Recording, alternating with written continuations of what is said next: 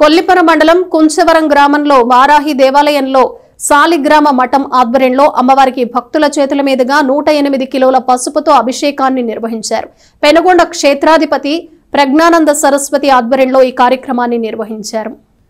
కుంచవరం గ్రామంలో ఇటీవల ఎంతో వైభవంగా ప్రతిష్ఠ జరిగిన వారాహిదేవి అమ్మవారికి సాలిగ్రామ మఠం ఆధ్వర్యంలో పసుపుతో అభిషేకం నిర్వహించారు. భక్తుల చేతుల మీదుగా 108 కిలోల పసుపు అమ్మవారికి సమర్పించే అభిషేకం నిర్వహించారు. తదనంతరం అమ్మవారిని దర్శించుకున్న భక్తులకు ప్రసాదంగా పసుపును అందజేశారు. ఈ సందర్భంగా ప్రజ్ఞానంద సరస్వతి మాట్లాడుతూ అమ్మవారికి పసుపుతో అభిషేకం చేయటం ద్వారా అనంతకోటి పుణ్యఫలం లభిస్తుందని చెప్పారు. అమ్మవారికి అభిషేకం ఎంతో కన్నుల పండువగా జరిగిందని చెప్పారు.